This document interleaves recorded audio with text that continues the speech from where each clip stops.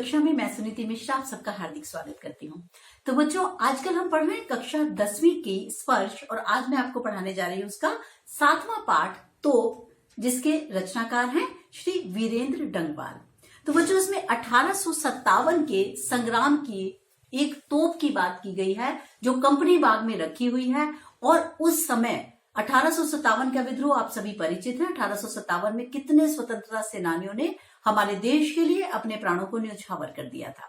तो ये जो तोप है, इसने इतने सारे स्वतंत्रता सेनानियों के छक्के छुड़ा दिए थे, यानी उसके तोप के मुंह पर बांधकर हमारे स्वतंत्रता सेनानियों को बड़े क्रूरतापूर्वक मार दिया गया था। यानी ये तोप तब एक अत्याचारी शासक का प्रतीक थी। आप जानते हैं, अंग्रेजों के द्वारा भारतीयों पर किए गए अत्याचारों की कहानी हम सभी उससे भली भांति परिचित है।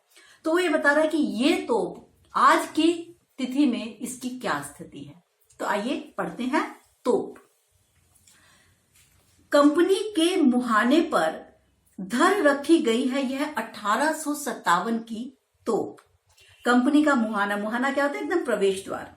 तो ईस्ट इंडिया कंपनी द्वारा बनाया गया जो बाग है वो है कंपनी बाग, और इसके प्रवेश द्वार पर एक 1857 की तोप धरी गई है, रखी गई है। किसके लिए? इसकी होती है बड़ी संभाल, विरासत में मिले कंपनी बाग की तरह। विरासत क्या होती है बच्चों? कि जो पूर्व पीढ़ियों से मिली हुई वस्तु होती है। आप जानते हैं, जितनी भी हमारी ऐतिहासिक स्थल है, ऐतिहासिक वस्तुएं हैं, हम लोग उसको कितना संभाल कर रखते हैं। तो वो कह रहा है कि इसकी तोप की, क्योंकि ये एक ऐतिहासिक वस्तु है, जैसे कंपनी बाग की देखभाल बड़े अच्छे प्रकार से की जाती है कि इसको ईस्ट इंडिया कंपनी ने बनाया था, इसी प्रकार से इस तोप की भी बड़ी भली भांति से संभाल की जाती है। संभाल मतलब इसका भी खूब ध्यान देखभाल की जाती है। साल में चमकाई जाती है 2 बार। ये इसको साल में 2 बार बड़े भली भांति बड़े अच्छे प्रकार से साफ किया जाता है। कौन से वो 2 बार होंगे, ये हम अच्छे से समझ सकते हैं। एक है हमारा 15 अगस्त का दिन और दूसरा है 26 जनवरी का दिन। तो 15 अगस्त जो हमारा स्वतंत्रता दिवस है और 26 जनवरी जो हमारा गणतंत्र दिवस है। तो इन 2 दिन इस तोप को विशेष रूप से चमकाया जाता है। सुबह शाम कंपनी बाग में आते हैं बहुत से सैलानी। और सुबह शाम जो कंपनी बाग को देखने सैलानी कौन होते हैं? पर्यटक, यानी टूर पे जो लोग रहते हैं, टूरिस्ट जो होते हैं, तो उन्हें हिंदी में कहते हैं पर्यटक। तो क्या सुबह शाम कंपनी बाग में बहुत से पर्यटक इस तोप को और कंपनी बाग को देखने के लिए आते हैं। उन्हें बताती है यह तोप कि मैं बड़ी जबर। तो तोप अपना स्वयं का परिचय देते हुए कहती है, यानी मानवीकरण अलंकार हो गया यहाँ। तो तोप अपना स्वयं का परिचय देते हुए सैलानियों को ये बताती है कि मैं बड़ी जबर थी। जबर मतलब मैं बड़ी शक्तिशाली थी। एक समय था कि मैं बड़ी शक्तिशाली थी। उड़ा दिए थे मैंने अच्छे अच्छे सूरमाओं के धज्जे अपने जमाने में। तो वो क्या बता रही है कि मैंने अच्छे अच्छे शूरवीरों के चिथड़े उड़ा दिए थे। यह तोप जो है भारतीय क्रांतिकारियों को दबाने के काम आई थी। इसलिए ये तोप बता रही है कि इस तोप मेरे बल पर ही अंग्रेजों ने भारत की आजादी के पहले स्वतंत्रता आंदोलन को कुचल दिया था। तो मुझे मामूली चीज न समझे, मैं तो बड़ी शक्तिशाली थी, बहुत अधिक शक्तिशाली थी। ठीक है। तो बच्चों, ये 1857 में आने वाली जो काम आने वाली तोप का वर्णन किया गया है। इसमें खड़ी बोली है, बहुत ही सहज भाषा है, जो भावाभिव्यक्ति पूर्णतः स्पष्ट है। और तोप का मानवीकरण किया क्योंकि उसने खुद अपना परिचय देना शुरू कर दिया कि मैं थी बड़ी जबर। उर्दू शब्दों का भी बाहुल्य है। आप देख रहे हैं कि उर्दू शब्द की भी, जैसे सैलानी की है, सूरमा, धज्जे, जमाना, तो ये सब उर्दू शब्दों का प्रयोग भी किया गया है। भाषा बड़ी प्रवाह में है, लयात्मकता भी है इसमें, बड़ा सहज सरल छंद है, छंद मुक्त है, मतलब कोई छंद नहीं है। खड़ी बोली का क्या कहते हैं? जो आधुनिक कविता है उसमें जरूरी नहीं है कि कोई तुकबंदी हो, लेकिन उसके भाव बड़े गंभीर होते हैं। ठीक है। जैसे मैंने मनुष्यता पढ़ाई थी आपको, तो मनुष्यता जैसे इसमें तुकबंदी नहीं है, लेकिन उसके बावजूद भी इसके भाव बड़े गंभीर हैं। अच्छे अच्छे सूरमा, अच्छे अच्छे में पुनरुक्ति प्रकाश है। तो चलते हैं आगे दूसरे पद्यांश की ओर। अब लोग बहरहाल छोटे लड़कों की घुड़सवारी से अगर यह फारिग हो, कह रहा, और आज की स्थिति क्या है? फिलहाल उसकी स्थिति क्या है, यानी 1857 के स्वतंत्रता संग्राम में जिस तोप ने बड़ी क्रूरतापूर्वक हमारे स्वतंत्रता सेनानियों की धज्जियां उड़ा दी थी, उनका अंत किया था। आज की तिथि में वो सिर्फ एक प्रदर्शन की वस्तु बनकर रह गई है। तो आज क्या हो रहा है, उसके ये बता रहा है उसको कि उसकी क्या निरर्थकता हो गई है, कि ईस्ट इंडिया कंपनी के समय जितनी भी महत्वपूर्ण थी, आज का महत्व सुनिए इसका, कि अब तो बहरहाल आज की स्थिति ये है कि छोटे लड़के घुड़सवारी करते हैं, उस पर बैठ के घोड़े के उसको घोड़ा बना लेते हैं और उस पर बैठकर घोड़े के टिक टिक टिक करके उस पर खेलते हैं।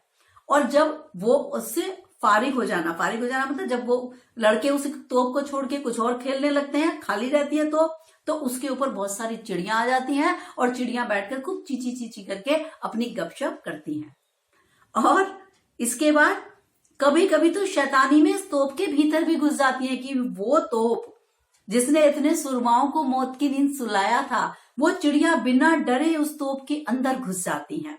और खासकर गोरैये, क्यों बोला उसने गोरैये सबसे कोमल चिड़िया होती है। कहते हैं क्या चिड़िया की तरह खाता है, अरे ये तो चिड़िया की तरह मर गया। तो क्या मतलब जो चिड़िया है गोरैया वाली, जो अभी दिल्ली शहर में कम दिखती है, जो बड़ी प्यारी सी सफेद सी चिड़िया होती है, तो कह रहा है वो तक जो इतनी सीधी सादी डरपोक चिड़िया मानी जाती है, वो भी उस तोप के अंदर घुस जाती है। इसलिए उसका खासकर गोरैये मतलब वो भी उससे भयभीत नहीं होती। ये बात क्या बताती है, दरअसल कितनी भी बड़ी हो तो एक दिन तो होना ही है उसका मुंह बंद। तो ये क्या बता रहा है कि इन प्रतीकों के माध्यम से कवि ये बताना चाहता है कि सत्ता का स्वरूप सदैव बदलता रहता है, समय के आगे किसी की भी नहीं चलती।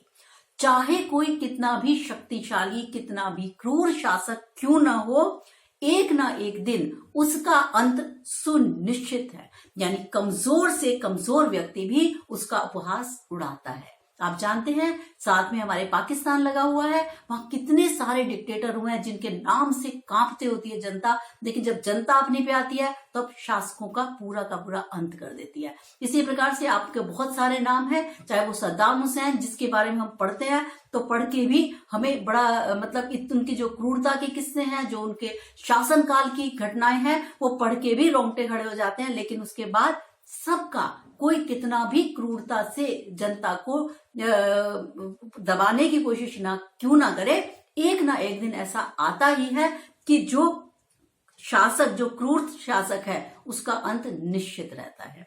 तो वो ये बता रहा है कि हमें कैसा रहना चाहिए, कि ये बताना चाहता है कवि कि हमें जो आजादी मिली है हमें उसकी ठीक से कद्र करनी चाहिए। तो जो भी हमारा भी शासक वर्ग है उसको भी इस कविता से ये सीख लेनी चाहिए कि देखो हमें जो शासन चलाना है वो कैसे चलाना है, ये जनतंत्र का शासन है, तो जनता की इच्छा के अनुसार हमें शासन को आगे बढ़ाना चाहिए। यानी जन की जो जनता है उसकी इच्छा का आदर करना भी किसी भी शासक का, विश्व का कोई भी शासक क्यों ना हो, जनता की इच्छा का आदर करना उसका पहला कर्तव्य बनता है।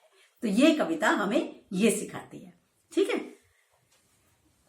तो ये 1857 की तोप की कविता थी। सबसे जो इम्पोर्टेंट प्रश्न इसमें बैठता है ना बच्चों, वो यही रहता है कि कंपनी बाग की में रखी तोप हमें क्या सीख देती है, क्योंकि पूरी कविता का आधार बेस ही है कि कवि जो तोप है वो हमें क्या सीख देती है।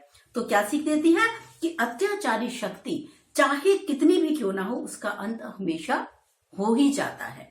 यानी मानव शक्ति सबसे प्रबल है और वो ही विजयी होकर आगे चलती है। यानी हमें अपने अतीत से प्रेरणा लेनी चाहिए और भविष्य को संवारने की कोशिश करनी चाहिए। और ये हमें याद रखना होगा कि भविष्य में भी यदि कोई हमारे देश में पैर रखने की कोशिश करेगा, कोई भी विदेशी, तो उसे हमें भी ध्यान रखना होगा कि हमारे जो दिल के घाव हैं वो भी हरे हैं। कवि ये बताना चाहता है कितना भी बलवान या शक्तिशाली कोई विदेशी आकर हम पर कैसा भी आक्रमण करने की कोशिश क्यों ना करे, हम पे विदेशी आकर कितना भी अत्याचार क्यों ना करे, एक ना एक दिन उसको मुंहतोड़ जवाब कोई भी जो देशवासी होता है वो देकर ही रहता है। ठीक है, तो अंत इसका मतलब यह है कि अत्याचारी का अंत निश्चित भाव से अवश्य होता है। तो ये थी हमारी कविता कंपनी बाग की। ठीक है, तो अब हम मिलते हैं बच्चों अगली कविता में आपके साथ। तब तक के लिए मुझे आज्ञा दीजिए। नमस्कार।